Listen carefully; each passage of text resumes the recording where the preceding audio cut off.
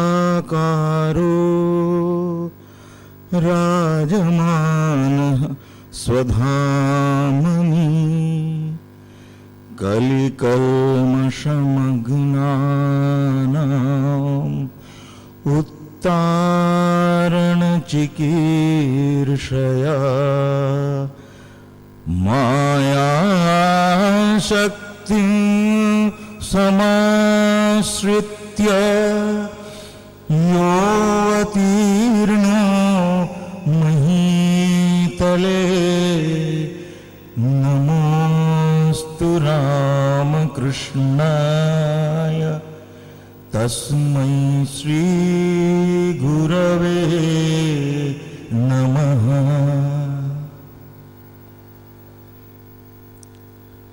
পুরাণে আছে যে ব্যাসদেব বেদকে সহজবোধ্য করবার জন্যে 4 ভাগে ভাগ করলেন, আর বেদের তাৎপর্যকে সংক্ষেপে বোঝাবার জন্য ব্রহ্মসূত্র রচনা করলেন।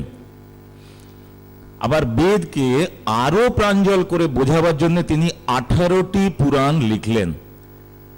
তারপর বৈদিক ধর্মে মানুষ যাতে সৎভাবে জীবনযাপন করার অনুপ্রেরণা পায় সেই উদ্দেশ্যে তিনি স্মৃতিও রচনা করলেন। কিন্তু এত সব শাস্ত্রাদি লেখার পরও ব্যাসদেবের মনে থেকে গেল কি যেন এক অতৃপ্তির, অসম্পূর্ণতার ছায়া। তখন তিনি ধ্যানে বসে তার মনের এই শূন্যতার সমাধান করতে চাইলেন এবং সেই ধ্যানের গভীরে ডুবে এই দৈববাণী পেলেন, তুমি বুদ্ধি ও সূক্ষ্ম বিচারের সাহায্যে এত সব গভীর তত্ত্ব উপদেশ করেছ বটে, কিন্তু হৃদয়ের ভাব উন্মেষের জন্য তো কিছুই করনি।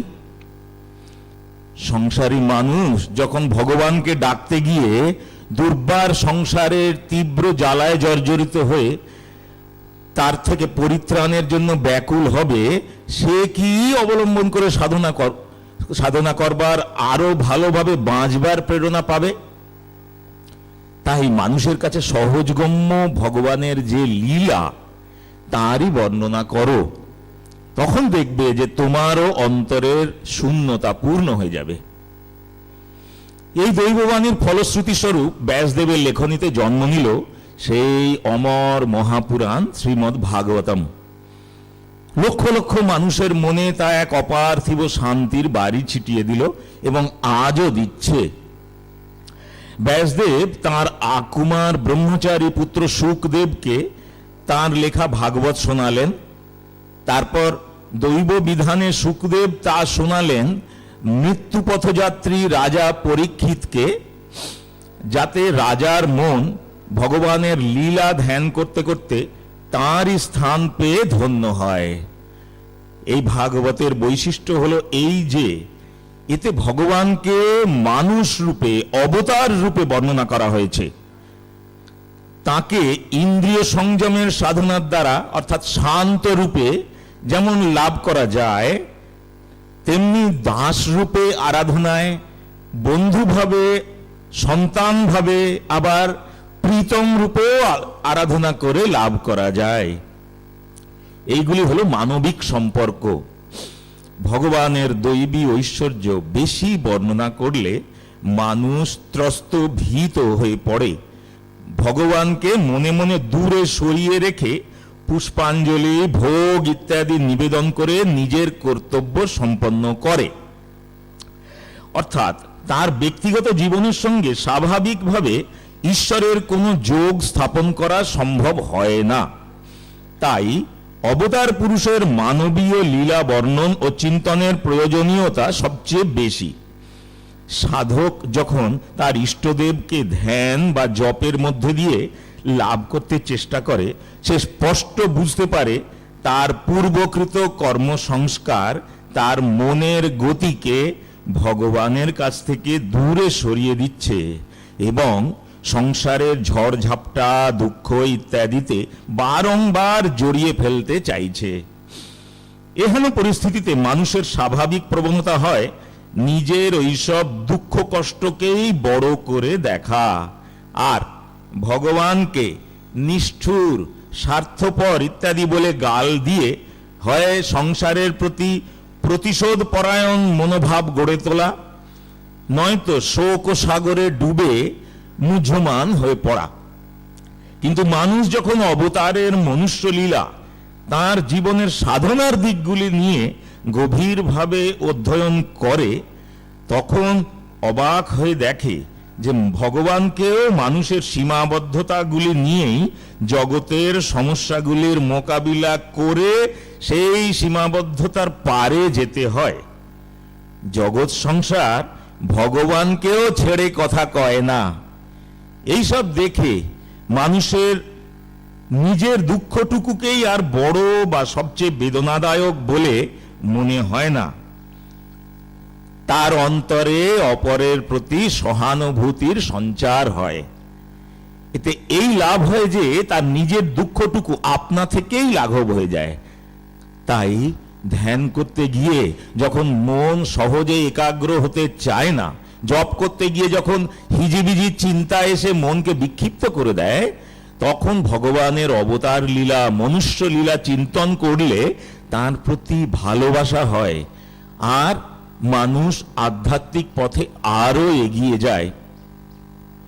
তাই আজকের দিনে শ্রীরামকৃষ্ণের জীবন লীলা পঠন ও শ্রবণ এত প্রয়োজন, এত প্রাসঙ্গিক।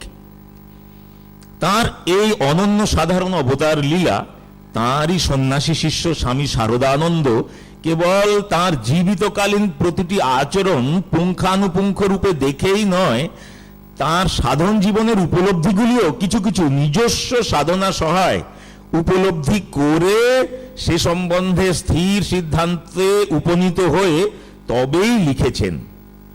অবতার লীলা মানে ভগবানের দিব্য ভাব বা মানুষী ভাবের এক অতি মাধুর্যময় সমন্বয়। ভগবান অপর পাঁচজনের মতোই ওঠা বসা, খেলাধুলো, হাসা কাঁদা সবই করছেন। তাদের বেদনায় সমবেথী হচ্ছেন, আবার তার নিজের জীবনের অভিজ্ঞতা থেকে সাধারণ মানুষের জীবনের থেকে দৃষ্টান্ত তুলে নিয়ে দেখাচ্ছেন কেমন করে দুঃখে ভরা এই সংসারে এগিয়ে যেতে হয়। স্বামী বিবেকানন্দ বলতেন, আদর্শ শিক্ষক হলেন তিনি যিনি নিজের অতি উচ্চভূমি থেকে নেমে এসে তার অনুগামীদের হাত ধরে ওপরে টেনে তুলে দেন, যিনি যে যেখানে দাঁড়িয়ে রয়েছে সেখান থেকে তার উপযুক্ত পথেই চলতে তাকে উপদেশ দেন, তার দৈন্য বা অপারগতা দেখে উপহাস বা অমর্যাদা করেন না কখনো। তাই আমরা দেখব ভগবান শ্রীরামকৃষ্ণ কেমন করে এই নীতির পূর্ণ প্রয়োগ করে আজও আমাদের আধ্যাত্মিক পথে চলার প্রেরণা দিয়ে চলেছেন। সিঁদুরিয়াপটির মণি মল্লিক ছিলেন ঠাকুরের এক ভক্ত। তার এক আত্মীয়াও ঠাকুরকে খুবই ভক্তি করতেন। একদিন সেই আত্মীয়াটি এসে কাতরভাবে ঠাকুরকে জানালেন যে ভগবানের ধ্যান করতে বসলে সংসারের চিন্তা, এর কথা, তার মুখ ইত্যাদি মনে পড়ে বড়ই অশান্তি আসে। ঠাকুর অমনি তার ভাব বুঝতে পারলেন, বুঝলেন স্ত্রী ভক্তটি সংসারে কাউকে বড়ই ভালোবাসেন, তাই তার কথা ও মুখ মনে পড়ে। তিনি সঙ্গে সঙ্গে জিজ্ঞাসা করলেন, কার মুখ মনে পড়ে গো? সংসারে কাকে ভালোবাসো বলো দেখি?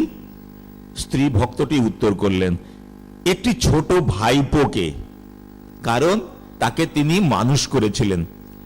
ঠাকুর বললেন, বেশ তো, তার জন্য যা কিছু করবে তাকে খাওয়ানো, পরানো ইত্যাদি সব গোপাল ভেবে করো, যেন গোপাল রূপী ভগবান তার ভেতরে রয়েছেন। তুমি তাকেই খাওয়াচ্ছ, পরাচ্ছ, সেবা করছো, এই ভাব নিয়ে করো। মানুষের করছি ভাববি কেন গো? যেমন ভাব তেমন লাভ। স্ত্রী ভক্তটি ওই নির্দেশ অনুসরণ করে অল্প দিনের মধ্যেই বিশেষ মানসিক ও আধ্যাত্মিক উন্নতি, এমনকি ভাব সমাধি পর্যন্ত লাভ করে ধন্য হয়েছিলেন। একবার এক যুবক এসে বিষণ্ণ চিত্তে ঠাকুরকে প্রশ্ন করেন, মশাই, কাম কি করে যায়? এত চেষ্টা করি তবুও মাঝে মাঝে ইন্দ্রিয় চাঞ্চল্য ও কুভাব মনে উপস্থিত হয়ে বড় অশান্তি আসে যে। এক্ষেত্রে ঠাকুর যুবকটির হতাশা ও ঐকান্তিকতা বুঝতে পেরে উত্তর দিলেন, ওরে, ভগবত দর্শন না হলে কাম একেবারে যায় না। ভগবত দর্শন হলেও শরীর যতদিন থাকে ততদিন একটু আধটু থাকে, তবে মাথা তুলতে পারে না। এই কথাটির পরেই ঠাকুর নিজেকে যেন প্রশ্নকর্তার জায়গায় বসিয়ে এক অদ্ভুত কথা বললেন, তুই কি মনে করিস আমারই একেবারে গেছে? এক সময় মনে হয়েছিল যে কামটাকে জয় করেছি, তারপর পঞ্চবটিতে বসে আছি আর এমনি কামের তোড় এলো যে আর যেন সামলাতে পারি না। তারপর ধুলোয় মুখ ঘষড়ে কাঁদি আর মাকে বলি, মা, বড় অন্যায় করেছি, আর কখনো ভাববো না যে কাম জয় করেছি, তবে যায়। কি জানিস, তোদের এখন যৌবনের বন্যা এসেছে, তাই বাঁধ দিতে পারছিস না। বান যখন আসে তখন কি আর বাঁধ টাঁধ মানে? বাঁধ উঠলে ভেঙে জল ছুটতে থাকে, লোকের ধান ক্ষেতের ওপর এক বাঁশ সমান জল দাঁড়িয়ে যায়। তবে বলে, কলিতে মনের পাপ পাপ নয়, আর মনে একবার একবার যদি কখনো কুভাব এসে পড়ে তো কেন এলো বলে বসে বসে তাই ভাবতে থাকবি কেন? ওগুলো কখনো কখনো শরীরের ধর্মে আসে যায়। শৌচ পেচ্ছাপের চেষ্টার মতো মনে করবি। শৌচ পেচ্ছাপের চেষ্টা হয়েছিল বলে লোকে কি মাথায় হাত দিয়ে ভাবতে বসে? সেই রকম ভাবগুলোকে অতি সামান্য, তুচ্ছ ও হেয় জ্ঞান করে মনে আর আনবি না। আর তার কাছে খুব প্রার্থনা করবি, হরিনাম করবি ও তার কথাই ভাববি। ও ভাবগুলো এলো কি গেল সেদিকে নজর দিবি না। এরপর ওগুলো ক্রমে ক্রমে বাঁধ বাঁধবে। যুবকের কাছে ঠাকুর যেন এখন যুবকই হয়ে গেছেন। ঠাকুরের অন্যতম ঈশ্বরকোটি শিষ্য স্বামী যোগানন্দ ছিলেন এক বিরল শ্রেণীর ইন্দ্রিয়জিৎ পুরুষ। তিনিও যখন দক্ষিণেশ্বরে ঠাকুরকে ওই একই বিষয়ে প্রশ্ন করেন তখন তার বয়স বোধহয় 14 কি 15 হবে। তিনি অল্পদিন হলো ঠাকুরের কাছে যাতায়াত করছেন। সে সময় সাধা নারায়ণ নামে এক হঠযোগী দক্ষিণেশ্বরে পঞ্চবটির কুটিরে থেকে নেতি, ধৌতি ইত্যাদি যৌগিক প্রক্রিয়া সকলকে দেখিয়ে আকৃষ্ট করছিলেন।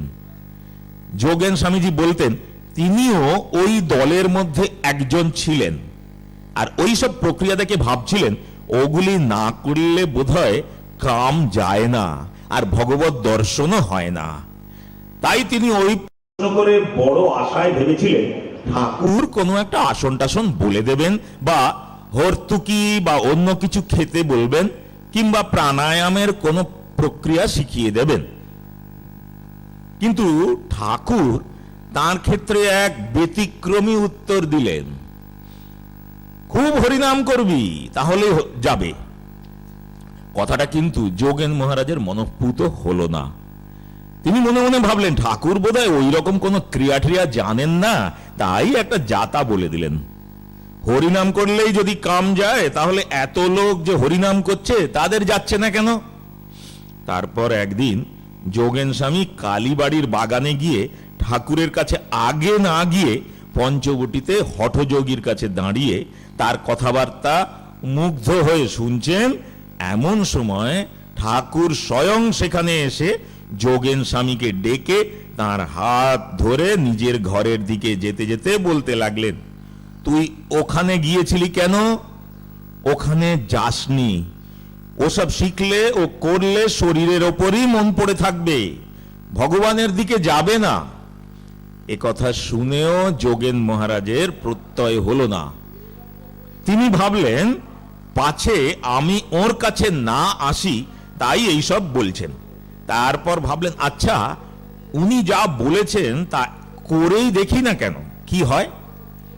এই বলে তিনি এক মনে খুব হরিনাম করতে লাগলেন, আর বাস্তবিক অল্প দিনেই প্রত্যক্ষ ফল পেতে লাগলেন।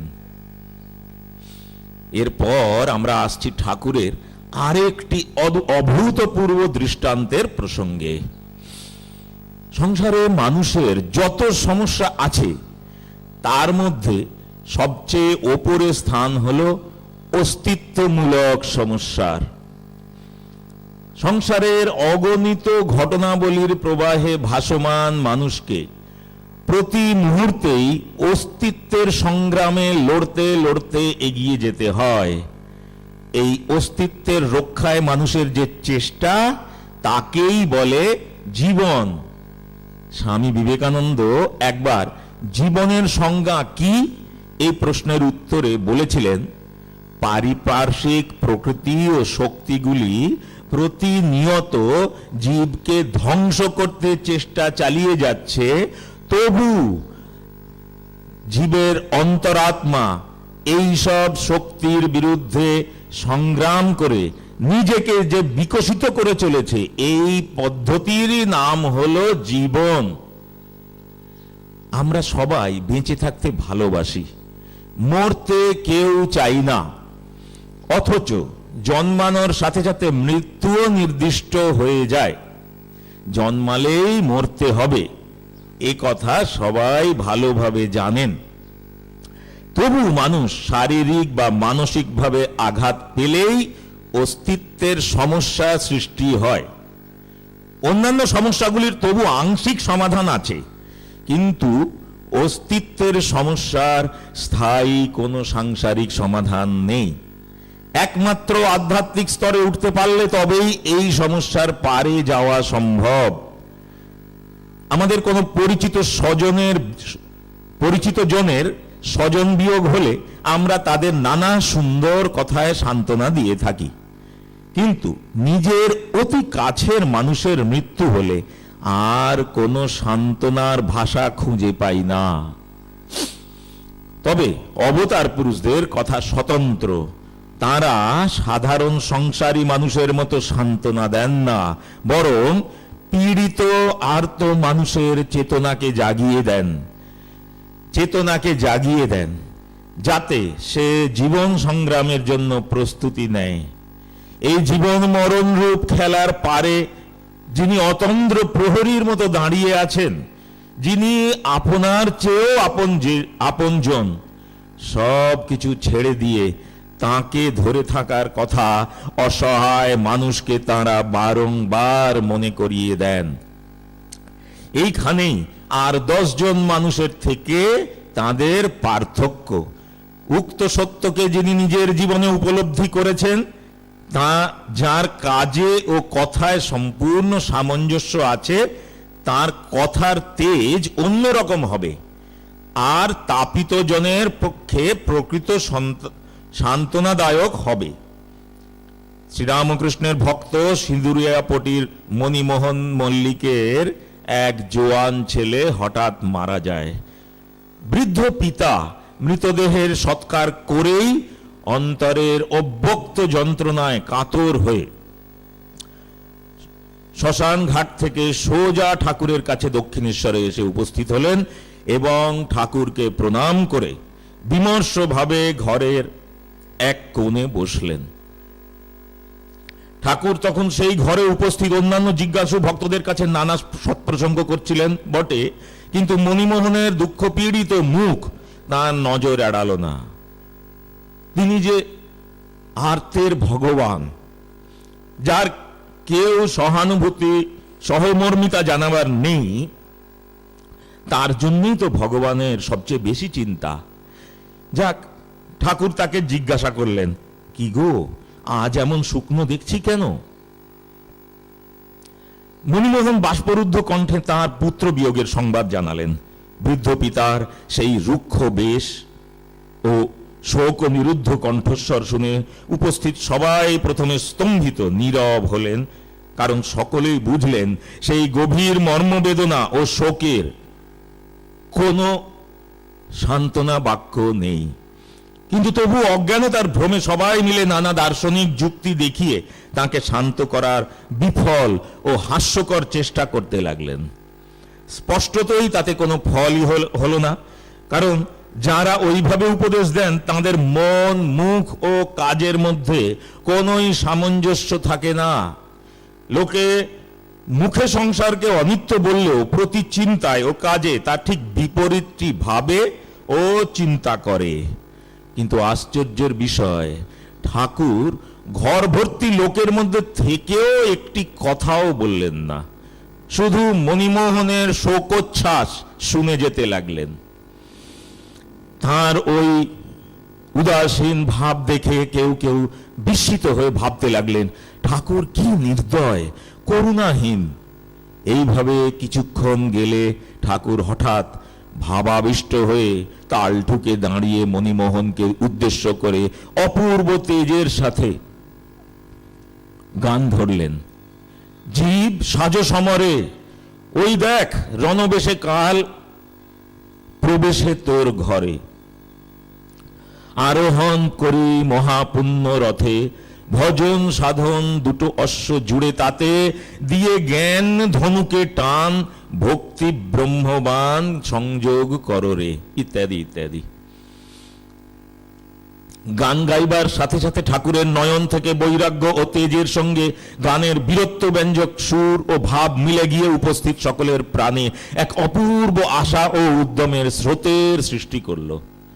সকলেরই মন শোক মোহের রাজ্য থেকে উঠে গিয়ে এক ইন্দ্রিয়াতীত অপার্থিব ঈশ্বরীয় আনন্দে পূর্ণ হলো। মণিমোহনও এটি প্রাণে প্রাণে অনুভব করে শোক তাপ ভুলে স্থির, গম্ভীর ও শান্ত হলেন। গান শেষ হলো, কিন্তু সারা ঘরে সেই গানের রেশ ভরে গিয়ে একটা জমজমাট ভাবের সঞ্চার করলো। সকলে যেন আত্মহারা হয়ে গেলেন। তারও কিছুক্ষণ বাদে ঠাকুরের সমাধি ভঙ্গ হলে তিনি মণিমোহনের কাছে বসে বলতে লাগলেন, আহা, পুত্র শোকের মতো কি আর জ্বালা আছে? খোলটা অর্থাৎ দেহটা থেকে বেরোয় কিনা, খোলটার সঙ্গে সম্বন্ধ, যতদিন খোলটা থাকে ততদিন থাকে। এরপর ঠাকুর যেটি করলেন সেটি একমাত্র আধ্যাত্মিক পুরুষই করতে সক্ষম। তা হলো, আগে যেমন বলা হয়েছে, নিজেকে অপরের সমস্যার অনুরূপ পরিস্থিতিতে ফেলে তার সমস্যাটিকে দেখা। ঠাকুর নিজের প্রিয় ভ্রাতুষ্পুত্র অক্ষয়ের মৃত্যুর কথা দৃষ্টান্ত স্বরূপ বলতে লাগলেন, আর তা এমন বিমর্ষভাবে বলতে লাগলেন যে স্পষ্ট মনে হতে লাগলো তিনি যেন নিজের আত্মীয়ের মৃত্যু আবার চোখের সামনে দেখছেন। তিনি বললেন, অক্ষয় মূল, তখন কিছু হলো না। কেমন করে মানুষ মরে বেশ দাঁড়িয়ে দাঁড়িয়ে দেখলুম যেন খাপের ভেতর তলোয়ারখানা ছিল, সেটাকে খাপ থেকে বার করে নিলে তলোয়ারের কিছু হলো না, যেমন তেমনি থাকলো, খাপটা পড়ে রইল। দেখে খুব আনন্দ হলো, খুব হাসলুম, গান করলুম, নাচলুম। তার শরীরটাকে তো পুড়িয়ে ঝুড়িয়ে এলো।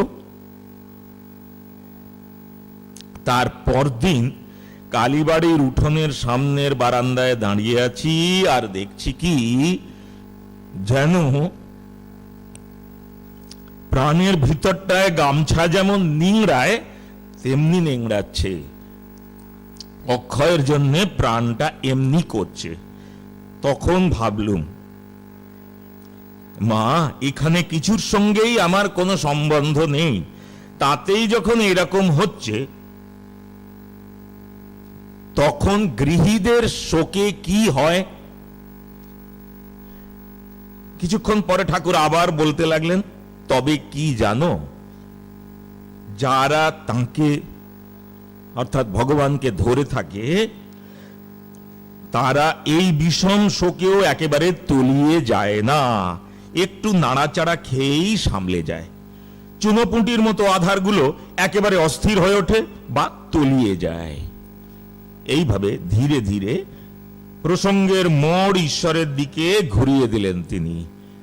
সংসারের অনিত্যতা ও অসারতা সম্পর্কে জীবকে সচেতন করে দিয়ে আবার মনে করিয়ে দিলেন, জীবনের একমাত্র সুখ ও শান্তি শ্রী ভগবানের শরণাপন্ন হওয়ার মধ্যেই নিহিত রয়েছে। এর ফল হলো অমোঘ।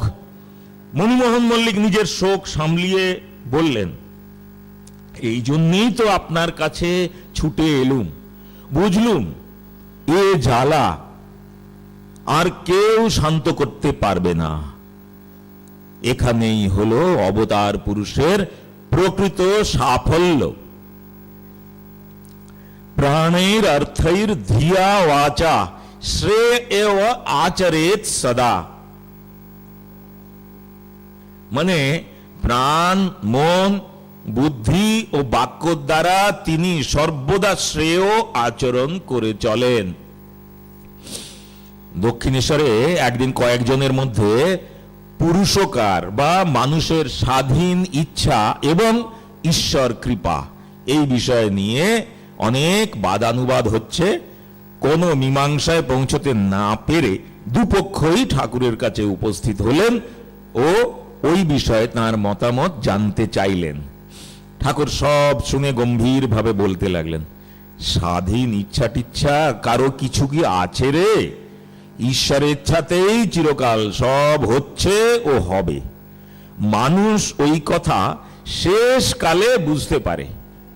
তবে কি জানিস, যেমন গরুটাকে লম্বা দড়ি দিয়ে খোঁটায় বেঁধে রেখেছে, গরুটা খোঁটার এক হাত দূরে দাঁড়াতে পারে, আবার দড়ি গাছটা যত লম্বা তত দূরে গিয়েও দাঁড়াতে পারে। মানুষের স্বাধীন ইচ্ছেটাও ওই রকম জানবি।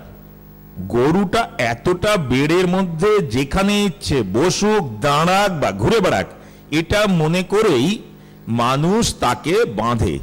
তেমনি ঈশ্বরও মানুষকে কতকটা শক্তি দিয়ে তার ভেতরে সে যেমন ইচ্ছে যতটা ইচ্ছে ব্যবহার করুক বলে ছেড়ে দিয়েছেন। তাই মানুষ মনে করছে সে স্বাধীন, কিন্তু দড়িটা খোঁটায় বাঁধা আছে। তবে কি জানিস, তার কাছে কাতর হয়ে প্রার্থনা করলে তিনি দড়ি গাছটা আরো লম্বা করে দিতে পারেন, চাই কি গলার বাঁধন একেবারে খুলেও দিতে পারেন। এই কথাগুলি শুনে প্রশ্নকর্তা আবার জিজ্ঞাসা করলেন, তবে কি মশাই সাধন ভজন করাতে মানুষের হাত নেই? সকলেই তো বলতে পারে আমি যা কিছু করছি সব তাঁর ইচ্ছাতেই করছি। ঠাকুর উত্তর দিলেন, শুধু মুখে বললে কি হবে রে? কাঁটা নেই, খোঁচা নেই, মুখে বললে কি হবে? কাঁটায় হাত পড়লেই কাঁটা ফুটে করে উঠতে হবে। সাধন ভজন করাটা যদি মানুষের হাতে থাকতো তবে তো সকলেই তা করতে পারত। তা পারে না কেন? তবে কি জানিস, যতটা শক্তি তিনি তোকে দিয়েছেন ততটা ঠিক ঠিক ব্যবহার না করলে তিনি আর অধিক দেন না, আর অধিক শক্তি দেন না। ওই জন্যেই পুরুষকার বা উদ্যমের দরকার। দেখ না, সকলকেই কিছু কিছু উদ্যম করে তবে ঈশ্বর কৃপার অধিকারী হতে হয়। ওই রকম করলে তার কৃপায় 10 জন্মের ভোগটা এক জন্মেই কেটে যায়। কিন্তু কিছু কিছু উদ্যম করতেই হয়। এই পুরুষকার ও ঈশ্বরেচ্ছা নিয়ে মানুষ আধ্যাত্মিক জীবনেও যে কত জাল জুয়াচুরির সাহায্য নেয়, এই ব্যাপারে ঠাকুরের বলা একটি গল্প এখানে খুবই প্রাসঙ্গিক হবে। যদিও ঠাকুর এই গল্পটি অন্য প্রসঙ্গে অর্থাৎ বকলমা দেওয়ার প্রসঙ্গে বলেছিলেন। এক ব্রাহ্মণ অনেক যত্ন ও পরিশ্রম করে একখানি সুন্দর বাগান বানিয়েছিল। নানা জাতের ফল ফুলের গাছগুলি বড় হতে দেখে তার আর আনন্দের সীমা রইল না। একদিন একটা গরু বাগানের দরজা খোলা পেয়ে ঢুকে সেই গাছগুলি মুড়িয়ে খেতে লাগলো। ব্রাহ্মণ তখন অন্য কোথাও গিয়েছিল, ফিরে এসে দেখে গরুটা তখনও গাছ খেয়ে চলেছে। আর যায় কোথায়? প্রচন্ড রাগে ব্রাহ্মণ গরুটাকে একটা লাঠি দিয়ে যেই মেরেছে, অমনি মর্মস্থানে আঘাত লেগে গরু সঙ্গে সঙ্গে মৃত্যুর কোলে ঢলে পড়ল। ব্রাহ্মণের তখন মনে ভয় হলো, হিন্দু হয়ে গো হত্যা করায় তার ভয়ানক পাপ লাগবে। তবে ব্রাহ্মণ একটু আধটু বেদান্ত পড়েছিল, আর তাইতে জেনেছে যে মানুষের ইন্দ্রিয়গুলির নিয়ামক এক একটি করে দেবতা আছেন। যেমন সূর্যের শক্তিতে মানুষ দেখে, পবনের শক্তিতে শোনে, ইন্দ্রের শক্তিতে কাজকর্ম করে ইত্যাদি। অর্থাৎ সে নিশ্চিত বুঝল যে এই যে তার হাত দিয়ে গো হত্যাটি হলো, তার জন্য দায়ী হলেন ইন্দ্র। যাক, বাঁচা গেল, বিপদ কাটলো ভেবে ব্রাহ্মণ নিশ্চিন্ত হলেন। তারপর যেই গো হত্যার পাপ ব্রাহ্মণের শরীরে ঢুকতে গেল, ব্রাহ্মণ তাকে তাড়িয়ে দিল আর বলল, যাও, এখানে তোমার স্থান নেই, গো হত্যা ইন্দ্র করেছে, তার কাছে যাও। কাজেই পাপ ইন্দ্রকে ধরতে গেল। ইন্দ্র সব কথা শুনে পাপকে বললেন, একটু দাঁড়াও, আমি ব্রাহ্মণের সাথে দুটো কথা কয়ে আসি, তারপর আমার কাছে তুমি বরং এসো। এই কথা বলে ইন্দ্র মানুষ রূপ ধরে ব্রাহ্মণের বাগানে এসে দেখলেন ব্রাহ্মণ কাছেই দাঁড়িয়ে গাছপালার তদারক করছে। তখন ইন্দ্র বাগানের শোভা দেখে ব্রাহ্মণের কানে যাতে তার কথা যায় এমন ভাবে প্রশংসা করতে করতে ব্রাহ্মণের দিকে এগোতে লাগলেন। বললেন, আহা, কি সুন্দর বাগান, কি রুচির সাথে গাছপালাগুলো লাগানো হয়েছে, যেখানে যেটি দরকার ঠিক সেখানে সেটি পোঁতা হয়েছে। তারপর ব্রাহ্মণের কাছে পৌঁছে তিনি ব্রাহ্মণকে জিজ্ঞাসা করলেন, মশাই, বলতে পারেন বাগানটি কার? এমন সুন্দরভাবে গাছপালাগুলি কে লাগিয়েছে? ব্রাহ্মণ বাগানের প্রশংসা শুনে আহ্লাদে গদগদ হয়ে বললেন, আজ্ঞে, এটি আমার, আমি এগুলি সব পুঁতেছি। আসুন না, ভালো করে বেরিয়ে দেখুন না। এই বলে বাগান সম্বন্ধে নানা কথা বলতে বলতে ইন্দ্রকে বাগান দেখাতে লাগলেন। আর ইন্দ্রের প্রশংসায় স্থান, কাল, পাত্র সব ভুলে গিয়ে ক্রমে গরুটা যেখানে মরে পড়েছিল সেইখানে হঠাৎ গিয়ে পড়লেন। মরা গরু দেখে ইন্দ্রিয় চমকে উঠে জিজ্ঞাসা করলেন, রাম রাম, এখানে গো হত্যা করলো কে? ব্রাহ্মণ এতক্ষণ বাগানের সবকিছুই আমি করেছি বলে এসেছে। কাজেই গো হত্যা কে করলো এই প্রশ্নে হতচকিত হয়ে হঠাৎ কোনো জবাব খুঁজে পেল না।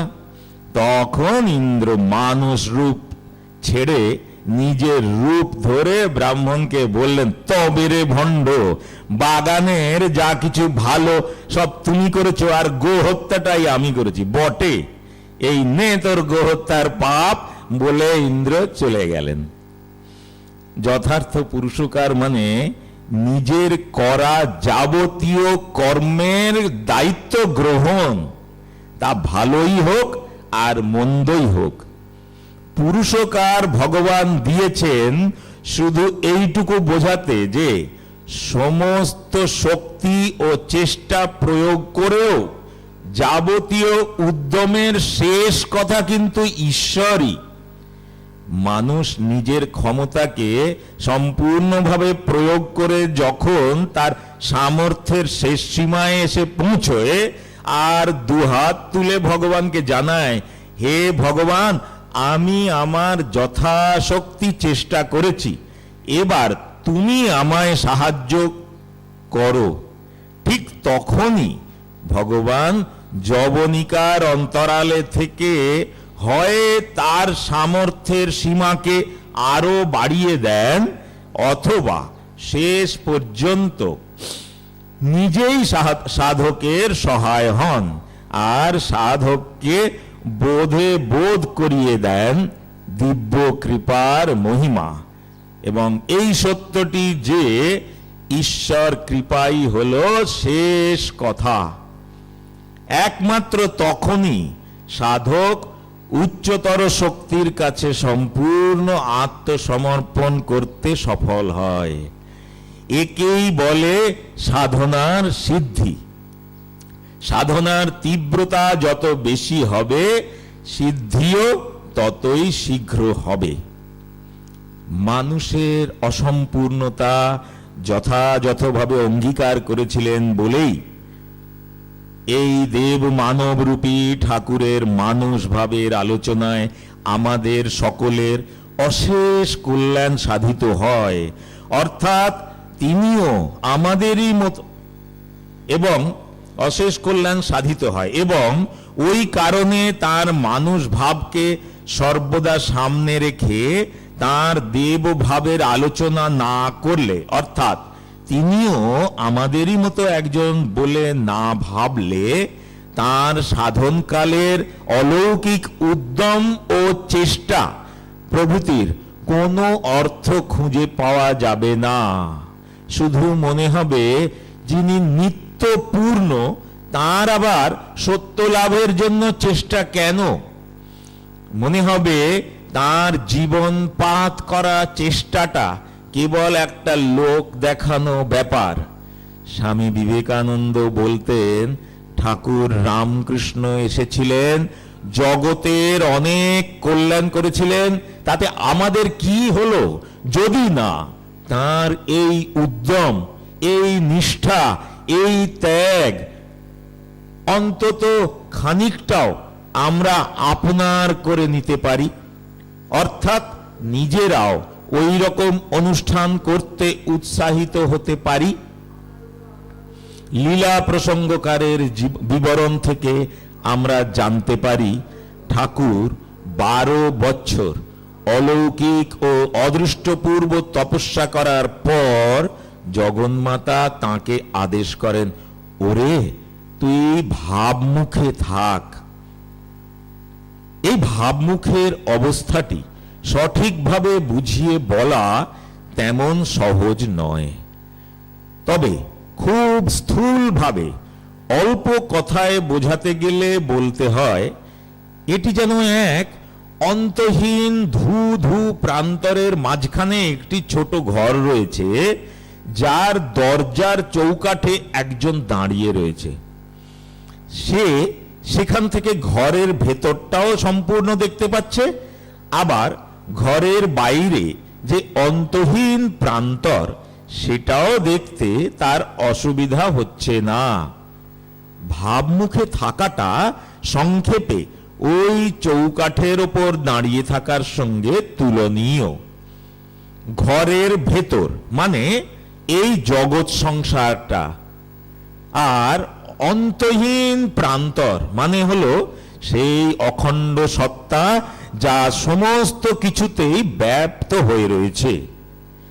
ভাবমুখে থেকে ঠাকুরও ওই জগৎ সংসারের সমস্ত জীবের অবস্থা শুধু যে পরিষ্কার বুঝতে পারতেন তা নয়, পরন্তু বালক, যুবা, বৃদ্ধ, বিষয়ী, সাধু, জ্ঞানী, ভক্ত, স্ত্রী, পুরুষ সকলেরই মনোভাব এবং কে কোন পথে কতদূর অগ্রসর হয়েছে তা, আর পূর্ব সংস্কার অনুযায়ী বর্তমানে ওই পথ দিয়ে এগিয়ে যেতে কি ধরনের সাধনার দরকার সব তিনি বুঝতে পারতেন ওই ভাবমুখের অবস্থায় দাঁড়িয়ে, এবং প্রত্যেকের অবস্থা অনুযায়ী সঠিক ব্যবস্থা করতেন।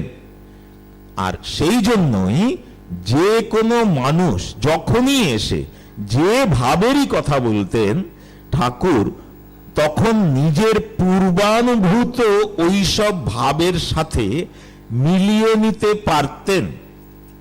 মায়া মোহ, সংসার তাড়না, ত্যাগ, বৈরাগ্য ইত্যাদি ব্যাপারে কেউ কোনো সমস্যায় পড়লে তার উদ্ধার কল্পে ঠাকুরের কাছে এলেই তিনি নিজের জীবনে ওই অবস্থায় পড়ে যেমন অনুভূতি হয়েছিল সেটি উদ্ধৃত করে বলতেন, ওগো তখন এই রকম হয়েছিল আর এই রকম করেছিলাম।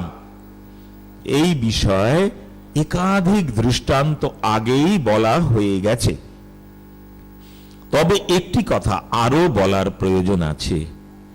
ঠাকুরের এক অতি আশ্চর্য ক্ষমতা ছিল যে 24 ঘন্টা ভাবমুখে মগ্ন হয়ে থাকলেও তারই মধ্যে তার ব্যবহারিক জগতের কর্তব্যের প্রতি সচেতনতাও অত্যন্ত জাগরুক ছিল। একবার মণিমোহন মল্লিকের বাড়িতে ব্রাহ্মদের উৎসবে যোগ দিতে গিয়ে ঠাকুর ভক্ত সঙ্গে সংকীর্তনে মাতোয়ারা ও আত্মবিস্মৃত হয়ে গান গাইতে গাইতে হঠাৎ শিষ্য বাবুরামের মুখের দিকে চোখ পড়তেই বুঝতে পারলেন বাবুরাম ক্ষুধা তৃষ্ণায় অবসন্ন। আবার তার এই কথাও ভালোভাবে জানা ছিল যে তিনি খাওয়ার আগে, মানে তিনি না খেলে বাবুরাম কখনোই কিছু খাবে না। সেই জন্যে তিনি নিজে খাবেন বলে গৃহস্বামীকে কিছু খাবার ও জল আনতে বললেন। তারপর সেটি আনা হলে তার কণা মাত্র নিজে গ্রহণ করে বাকিটুকু বাবুরামকে খেতে দিলেন। আরেকটি দৃশ্যপট উপস্থাপন করলে ঠাকুরের এত অন্তর্মুখীনতার মধ্যেও সমস্ত ব্যবহারিক বিষয় তীক্ষ্ণ নজরের এক অপূর্ব চিত্র আমাদের মানসচক্ষে ফুটে ওঠে। একদিন ঠাকুর দক্ষিণেশ্বর থেকে বলরাম বাবুর বাড়ি যাচ্ছেন, সঙ্গে ভ্রাতুষ্পুত্র রামলাল ও যোগেন মহারাজ, যিনি পরে স্বামী যোগানন্দ হয়েছিলেন, তিনি রয়েছেন। সকলে গাড়িতে উঠলেন। গাড়ি বাগানের তোরণ পর্যন্ত গেছে। এমন সময় ঠাকুর যোগেনকে জিজ্ঞেস করলেন, কিরে, নাইবার কাপড় গামছা এসব এনেছিস তো? যোগেন স্বামী বললেন, না মশাই, গামছা এনেছি, কাপড়খানা আনতে ভুল হয়ে গেছে। তারা আপনার জন্য একখানা নতুন কাপড় দেখে শুনে দেবে এখন। ঠাকুর তাকে তীব্র ভর্ৎসনা করে বললেন, ও কি তোর কথা? লোকে বলবে কোথা থেকে একটা হাবাতে এসেছে, তাদের কষ্ট হবে, আতান্তরে পড়বে। যা, গাড়ি থামিয়ে নেবে গিয়ে নিয়ে আয়। এই প্রসঙ্গে ঠাকুর শিক্ষা দিতেন, ভালো লোক, লক্ষ্মীমন্ত লোক বাড়িতে এলে সব বিষয় কেমন সুষ্ঠুভাবে হয়ে যায়, কাউকে কিছু বেগ পেতে হয় না। আর হাবাতে হতচ্ছাড়াগুলো এলে সব বিষয় বেগ পেতে হয়। যেদিন ঘরে কিছু নেই, তার জন্য গেরস্থকে বিশেষ কষ্ট পেতে হবে, ঠিক সেই দিনেই এসে উপস্থিত হয়।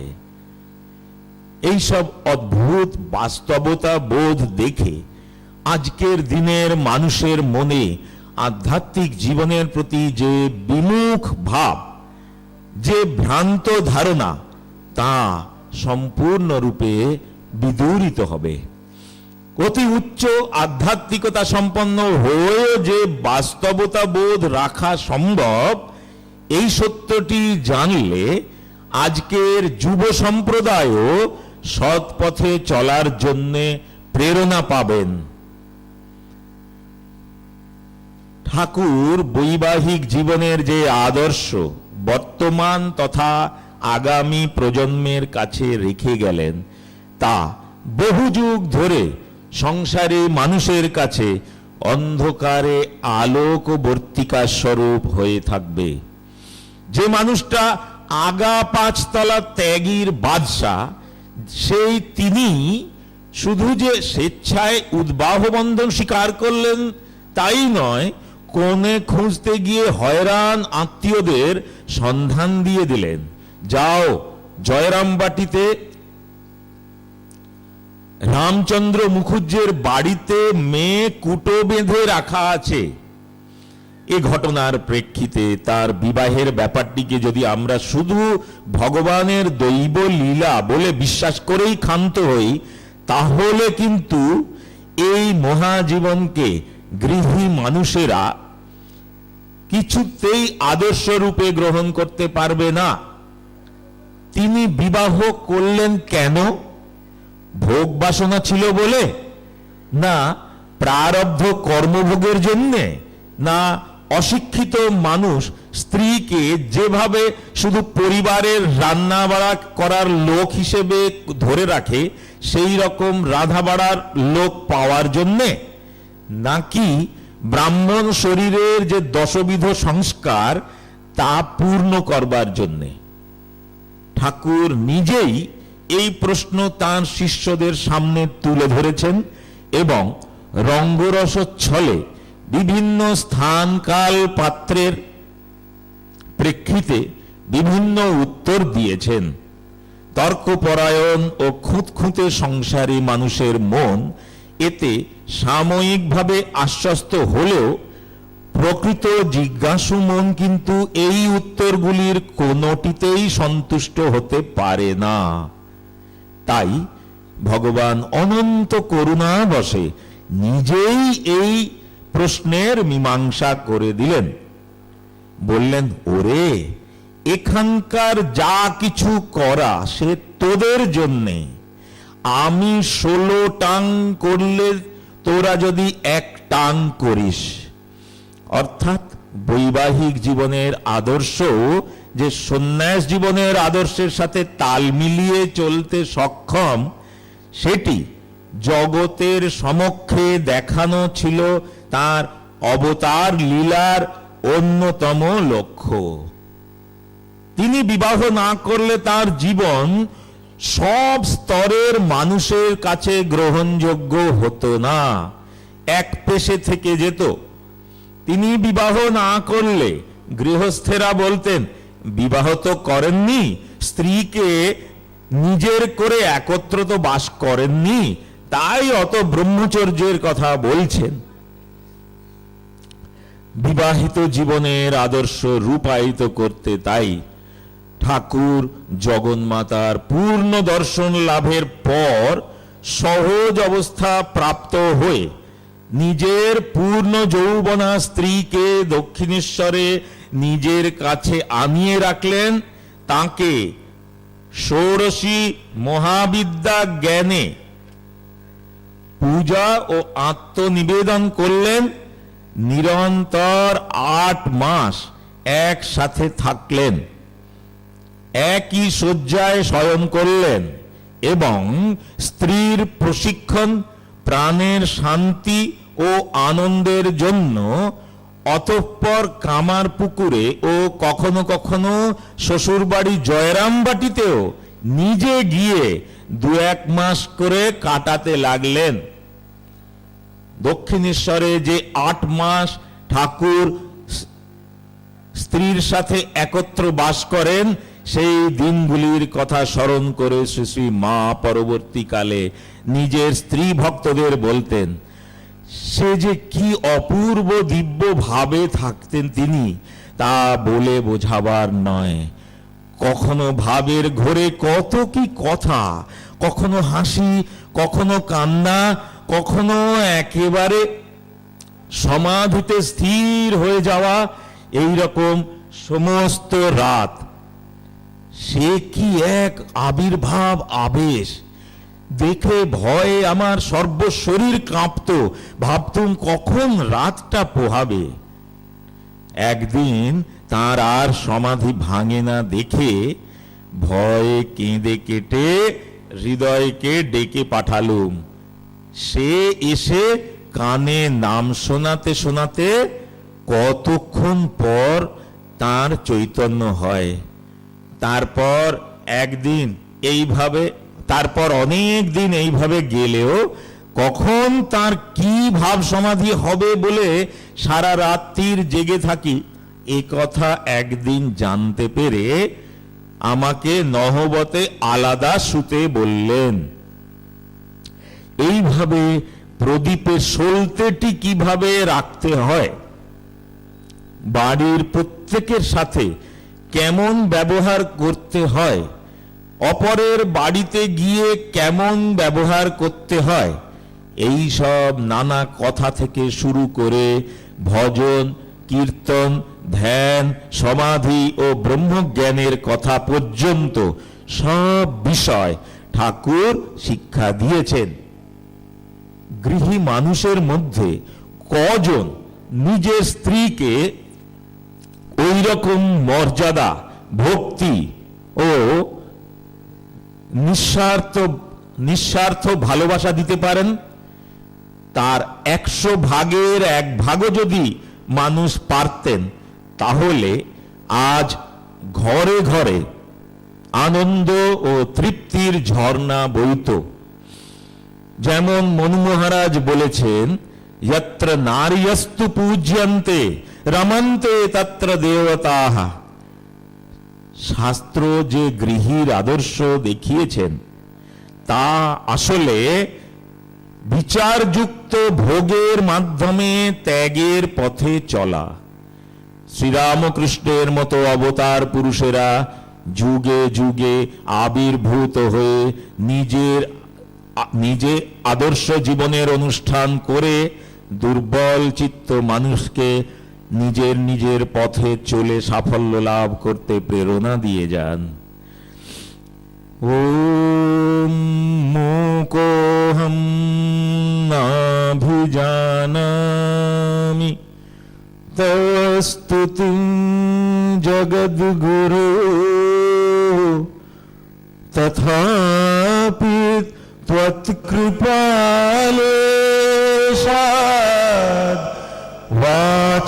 वाचालोऽस्मि पुनः पुनः तथापि त्वत्कृपालेशात् वाचालोऽस्मि पुनः पुनः वाचालो